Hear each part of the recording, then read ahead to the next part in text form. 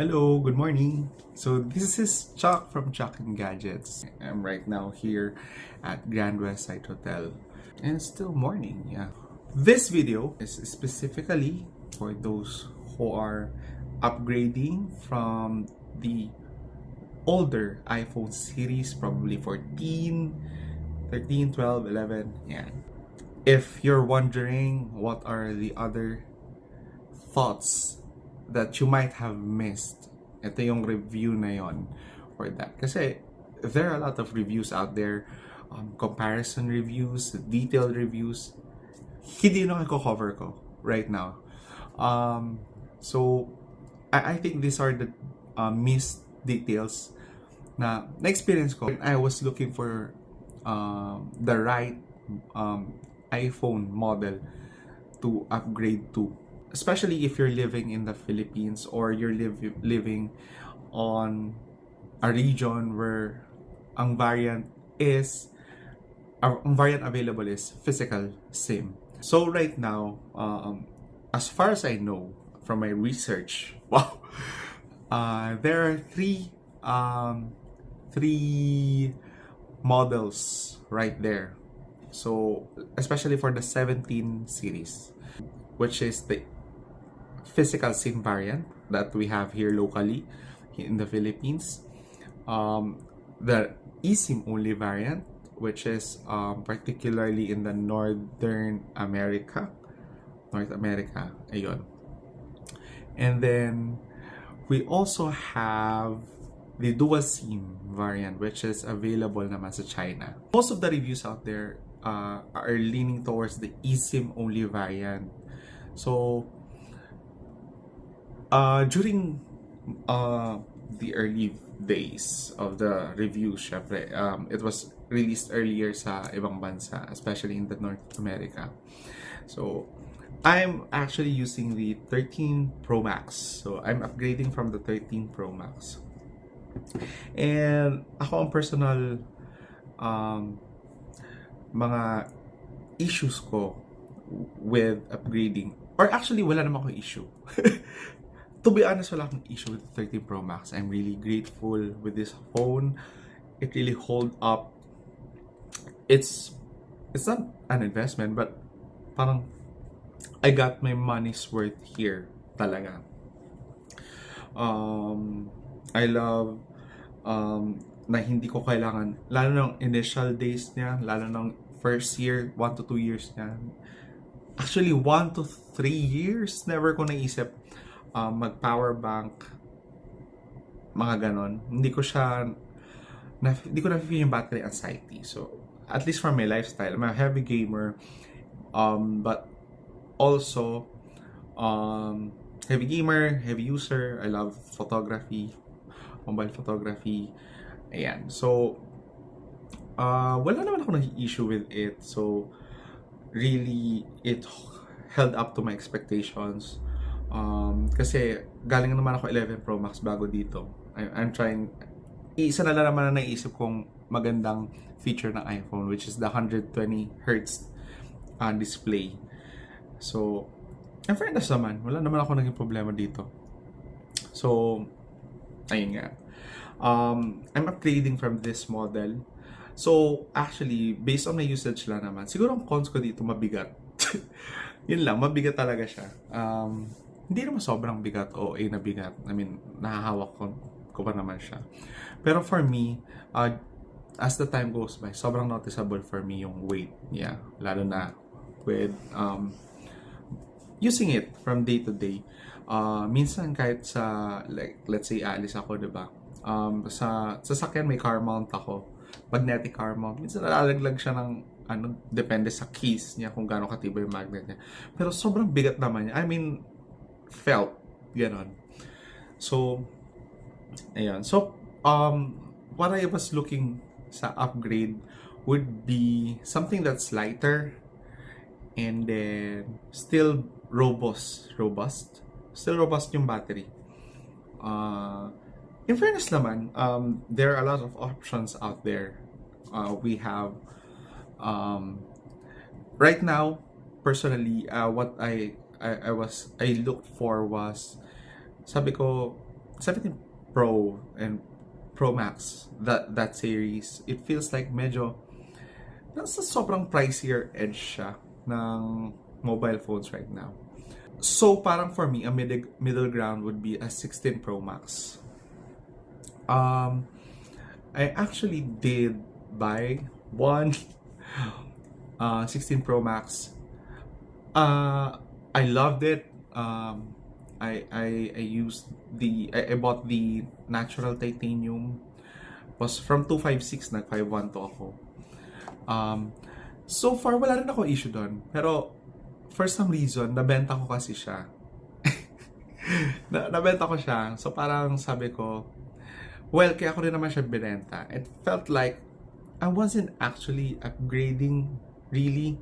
The upgrades that I realistically felt sa model na yon would be the dynamic island, the camera, and the weight and the color.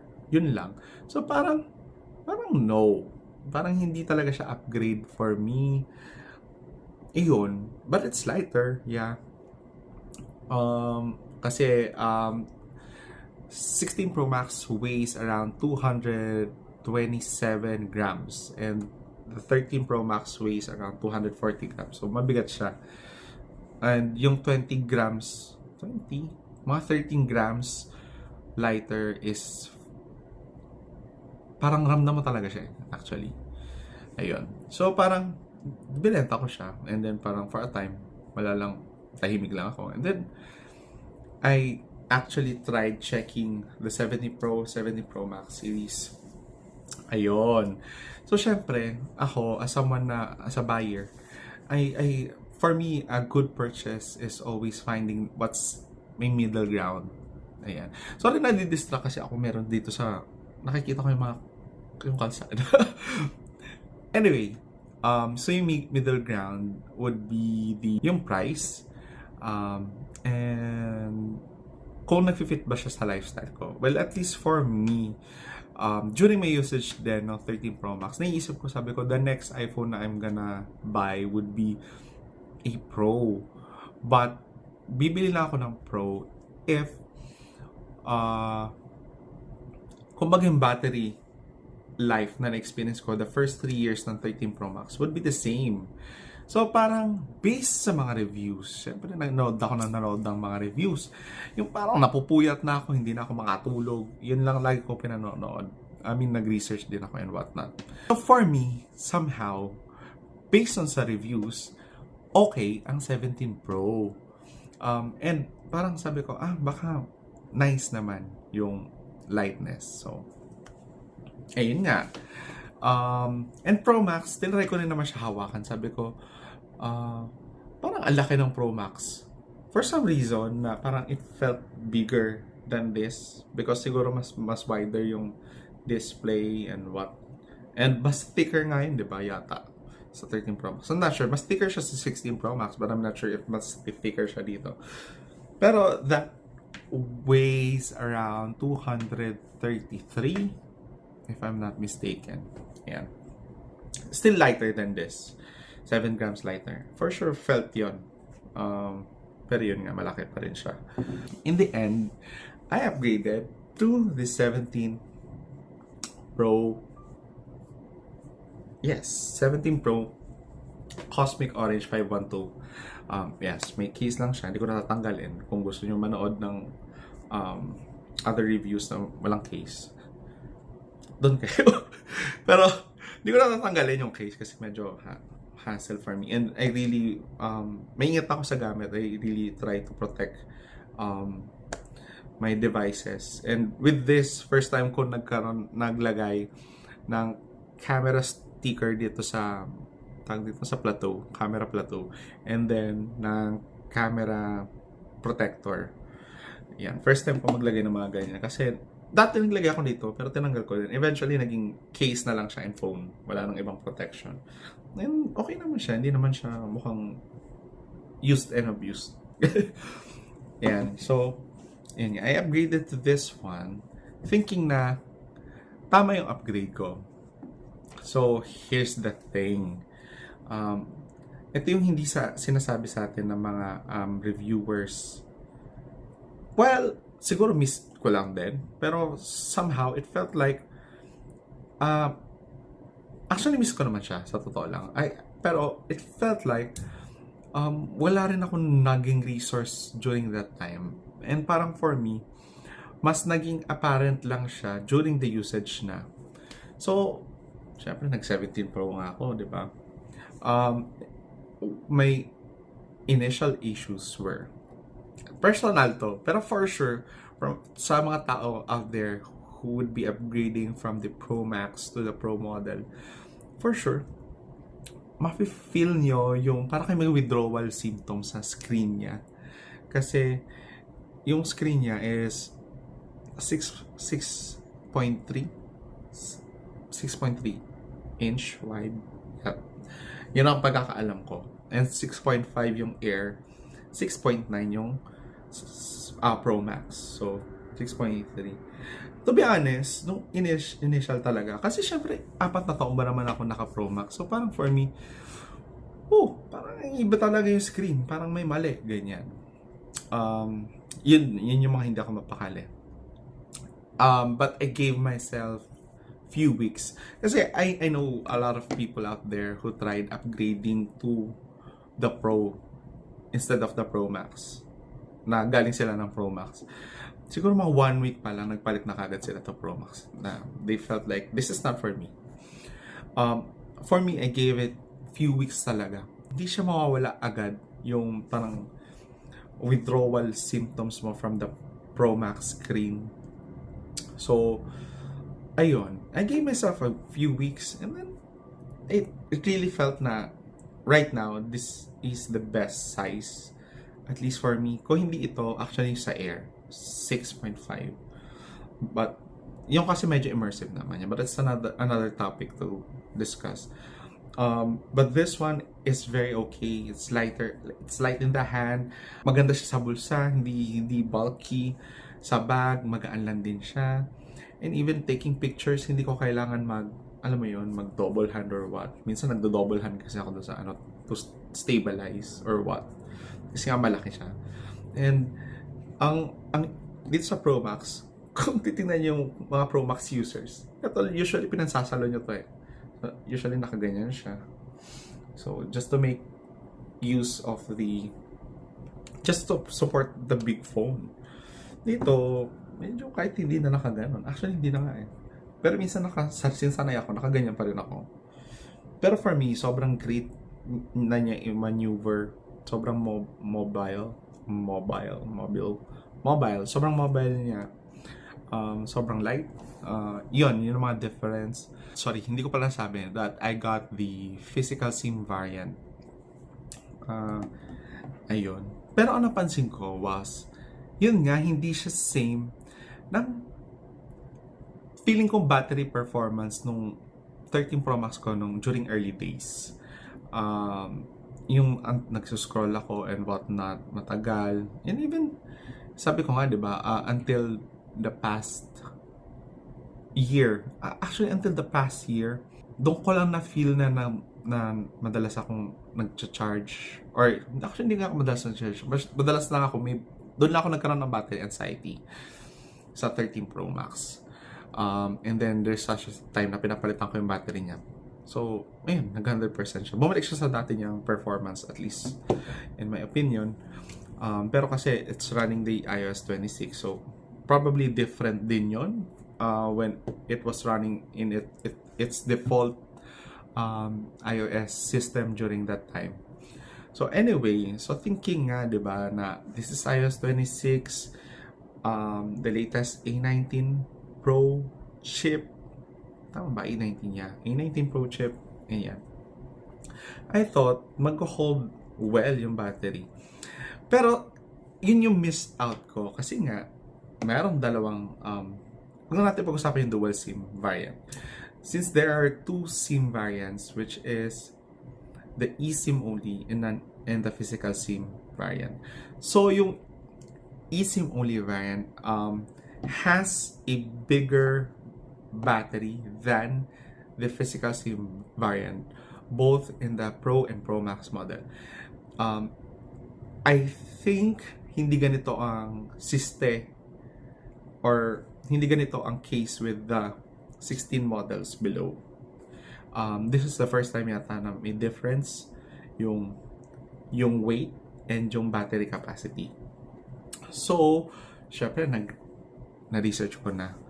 So, nung napansin kong magkaiba sila, na-curious tuloy ako. Like, kasi normal scrolling or whatnot, or based sa how I use phone, I feel like it's draining battery faster than during the 13 Pro Max days.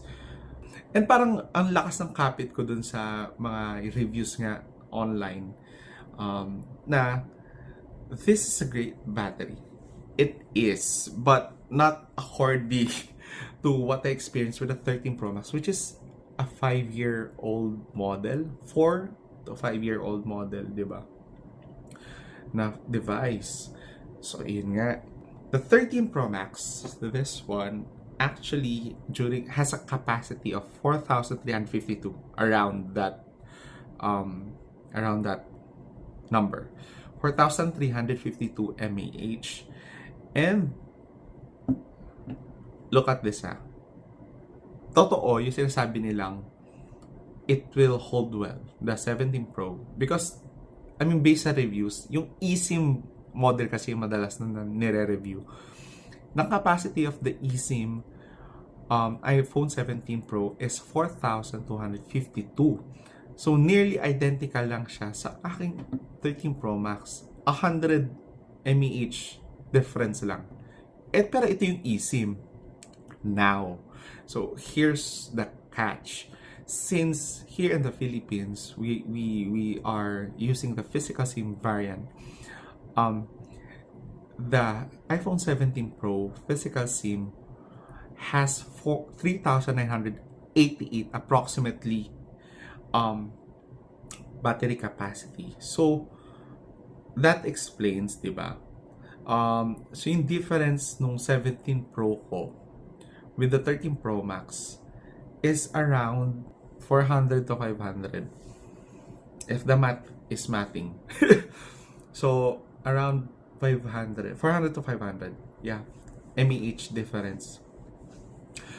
So for me, naramdaman ko siya. I think if yung phone na available sa Philippines and yung nabili ko was the eSIM only variant, I don't think mararamdaman ko siya. And parang I would still feel like, ito yung battery nga ng 13 Pro. I mean, same performance siya ng 13 Pro Max. The 17 Pro Max physical SIM is around 4,823, which is, yun yung available sa atin dito. The US variant is around 5,088 mAh. So, I mean, nagigets nyo ba? I don't think mapapansin ko yung 100 mAh difference. But the eSIM and the non-eSIM or the physical SIM variant sa 17 Pro, there's around 300 mAh difference and around 400 mAh difference with my 13 Pro Max. So for me, nararamdaman ko siya, and having that, parang sobrang impressed ako sa battery performance nito. As in, grabe, wala talaga akong never, kahit sa travel ko, never akong nagdala ng power bank. Wala akong ma-recall. Kaya parang, well, sa travel naman, I mean, let's say, di ba, abroad, di naman ako naglalaro usually doon. I'm really impressed with the battery na finally, kaya ako nagpo-Pro Max naman initially kasi nga for the battery. Until dumating to na it really held to that, what word is that? Whatever, kung ano mang word yun. Yun kasi yung standard ng Pro Max. We upgrade for the battery. Ayun, so, yun naman. And, for me, to be honest, ang final verdict ko, this is not, I hate to say this, but this is not yet the Pro Max for me. I guess pwede kong ipilit or i-gaslight sa sarili ko. Kasi marami namang ways to fill in the gaps like charge frequently or what. But ayoko noon, to be honest. Hindi kasi yun talaga. I feel like parang hindi ko nakuha yung best buy ko out of a product. And masyadong, sa totoo lang, masyadong pricey and mahal yung series right now. Compared naman nung time na lumabas yung 13 Pro Max, I think yung pinakamahal nung time na was 90 or yeah. I don't think umabot tayo ng 100. But right now, di ba, pumapalo tayo ng 116. Well, that's for a 1 terabyte. Right? Tapos 100 something for the 512. Pero sa Pro Max yun, di ba? But, I feel like ang final verdict ko here, it's a great phone. Lalo, if it's not like for my usage na heavy or whatnot, I mean, this will hold well naman. It's just that it's not the iPhone Pro model for me yet. Pero feeling ko malapit na dumating yung time na yan. Siguro in 2 years, 2 to 4 years, if they put in here silicon carbide or whatnot, if probably you're aware, other phones like China phones, Vivo, Oppo, OnePlus, they're using silicon carbide battery, which is around 6,000 mAh. I'm using right now for my recording the Vivo X300 Pro. I think it's around 6,000 mAh. Sobrang kunat ng battery. Ang dami ko nang ginawa, hindi pa rin nalolobat. And I don't feel the battery anxiety. Parang I won't feel that here. So, I feel like even kasi this is the Pro model sa yung Vivo X300 Pro na meron ako. Even the X300 model, which is, kasi laki lang na ito, I think it has a large capacity of battery. So, if Apple explores that certain areas, I feel like yun yung time na mag-upgrade ako to Pro. But right now, it feels like it's Pro Max pa din for me. So, will I upgrade to 17 Pro Max? Probably. Will I downgrade? Or feeling ko upgrade nga yun to 16 Pro Max? Probably. Kasi 4,500 mAh yata yung 16 Pro Max. I can't remember. So, either doon, or probably I'll stick with this. Because I actually super love the size. Until mag-sit well sa akin siguro yung battery, na ito yung battery ko, next year ka na lang magpalit or whatnot. So yun, kung ano mapag-decidean ko, let's see. But so far, those are the 3 options that I have. Yun, honestly hindi pa ako naglalaro masyado dito kasi nga ayoko mabawasan yung diba, battery health or what, or madagdagan yung cycle count niya. Kasi syempre, kumbaga, gusto kong ibenta siya or yung gagamit is really fresh lang yung unit or device. But yeah, that's my take. I feel like walang reviews out there na nagsasabi ng gano'n na, di ba, na if yung experience and difference ng battery capacity, ayun, if you're coming from the 13 Pro Max, sobrang slight lang naman. Ginagaslit ko na sarili ko. I guess, ramdam ko siya. But I feel like if I'm going to upgrade to the Pro Max model, ayun talaga, I feel like it would be a whole day battery. Wala akong problema. Kahit yung physical SIM or the eSIM variant ang i-upgrade ko, I feel like both will give me full day capacity. Kasi 4,200 lang to, diba? 4,300, sorry. The 17 Pro Max physical SIM is 4,800. The 17 Pro Max eSIM variant is 5088 mAh. So, for sure, mararamdaman ko yun na, lalo na yun. If I'm going to upgrade in 5 years, I swear, I feel like magpapalit lang ako ng battery in the 5th year or 6th year. So, depende sa usage. A19 Pro is a very efficient chip. Ramdam ko naman yan dito. Pero yun nga lang. For me, it's a no for now. If you have any comments, questions, suggestions, so please don't hesitate to give like and subscribe and comment down there. What are your thoughts or questions? I will try to answer them as much as I can. You can follow me sa Chuck and Gadgets sa Instagram, sa TikTok, and or follow me on my socials, Snapchattles. Thank you so much for watching. Kung umabot ka sa mark na to. Originally, umabot ako ng 40 minutes. May isa akong video ginawa. Siyempre, kwentuhan na tayo. Tapos na yung video. May original akong video. Umabot ang 40 minutes. Sabi ko, ang haba ng kwento ko. Pero kasi, yun nga, may detailed video ko around my experience with my 13 Pro Max. Tapos nung nag-upgrade nga ako sa 16 Pro Max. Yun. So, mas detailed siya. But I feel like, I can narrow it down to something like this na sobrang points lang. Bakit ko ba ito ginagawang video na to?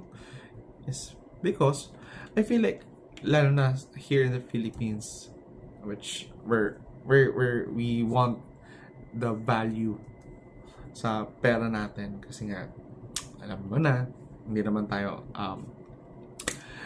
mga anak ng kontraktor. So, yun lang.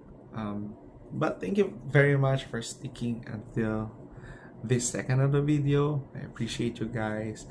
I hope na there will be more videos and still watched it. Yun lang. Thank you so much. Bye-bye.